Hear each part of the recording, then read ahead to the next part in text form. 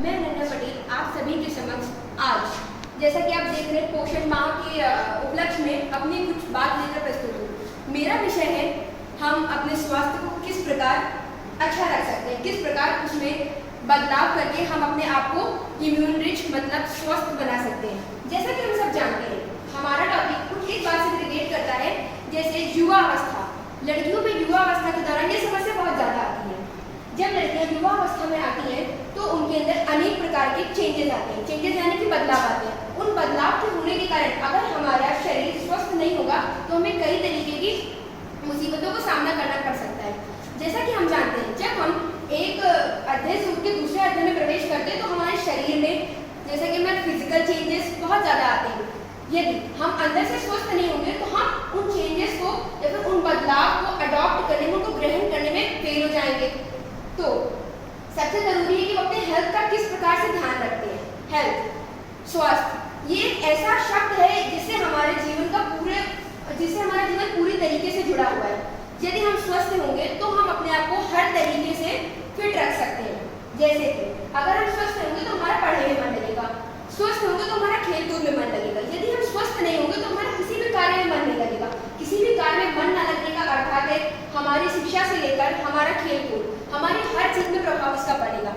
स्वस्थ रहने के लिए सबसे ज्यादा जरूरी यह है कि हम अपने आप को किस प्रकार से उस चीज में ढालते हैं। ढालने का अर्थ यह है कि हम अपने आप को उस चीज को एक्सेप्ट करने में, उस चीज को ग्रहण करने में किस प्रकार आकर्षित करते हैं। ग्रहण करने से हम यह समझ सकते हैं कि जैसे हमें अपने स्वास्थ्य का ध्यान रखना है तो हमें अपने स्वास्थ्य का ध्यान कैसे रखना चाहिए, आप सब हमें खुद बताएं। तो जैसा कि हमें पता है अपने स्वास्थ्य का ध्यान रखने के लिए हमें पौष्टिक से भरपूर खाना खाना चाहिए। साथ ही साथ अपने आसपास स्वच्छता का अत्यधिक ध्यान रखना चाहिए। स्वच्छता हमारे ऊपर एक अलग ही प्रभाव डालती है। भले ही हम कितना भी पौष्टिक खाना क्यों न ग्रहण कर रहे हो, लेकिन अगर हमारे आसपास स्वच्छता नहीं होगी तो हमारा शरीर स्वस्थ नहीं रह पाएगा। स्वच्छता से हमारा तात्पर्य यह है कि हम अपने स्कूल, अपने घर, अपने विद्यालय, अपने आसपास की सोसाइटी में हर जगह साफ सफाई रखें, क्योंकि हेल्थ और सोशली वेलबींग दोनों एक आपस में बराबर का सामंजस्य रखते हैं। तो जैसा कि आप सभी जानते हैं जब हम एक अवस्था से दूसरी अवस्था में प्रवेश करते हैं तो हमारे अंदर अनेक प्रकार के चेंज आते हैं, अनेक प्रकार के बदलाव आते हैं। मैं इस पर खास बात लड़कियों के विषय में करना चाहूँगी। जब लड़कियाँ एक अवस्था से उठकर युवा अवस्था की ओर बढ़ती हैं तो उनके शरीर में कई सारे बदलाव आते हैं। बदलाव आने का अर्थ है कि उनके अंदर हार्मोनल चेंज, इमोशनल चेंज, हर तरीके के बदलाव आएंगे। तो उसको समझने के लिए या फिर उससे लड़ने के लिए या फिर हमें उसकी तरफ बढ़ने के लिए, अग्रसर होने के लिए हमें सबसे जरूरी है कि हम अपने आप को एक ऐसे माहौल में डालें कि हमें हर चीज़ की थोड़ी थोड़ी समझ होनी चाहिए।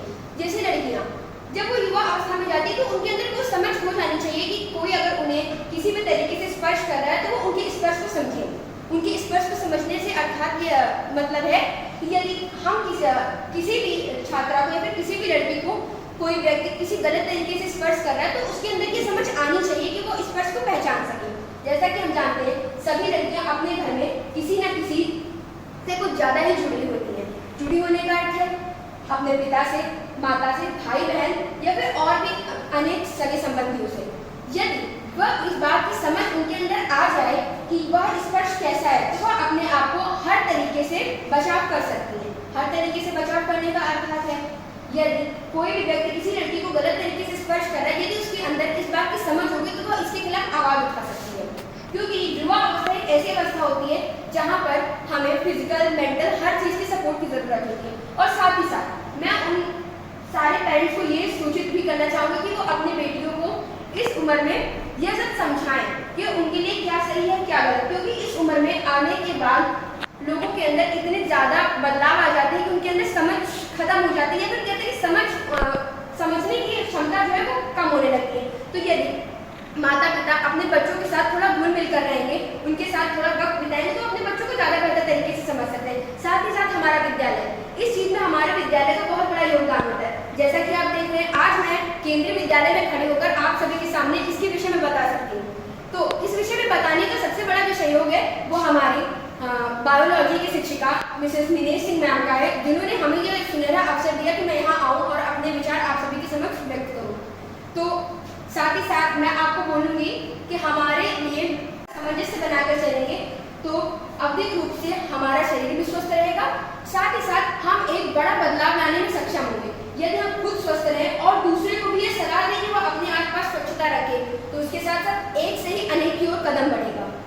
मैं अपनी बात को यहीं से विराम देती हूँ और आशा करती हूँ कि आप सब मेरी बात को अपने जीवन में सुनिश्चित करेंगे और आप सब अभी अपने आसपास स्वच्छता और अपने स्वास्थ्य का ध्यान रखेंगे। साथ ही साथ मैं एक आखिरी में लड़कियों को कुछ बताना चाहूँगी कि इस अवस्था में आने के साथ साथ आप अपने अंदर वो समझ आकर्षित कर लीजिए, वो समझ अपने अंदर अडॉप्ट कर लीजिए कि कोई भी आपको किसी भी तरीके से हानि ना पहुँचा सके। धन्यवाद।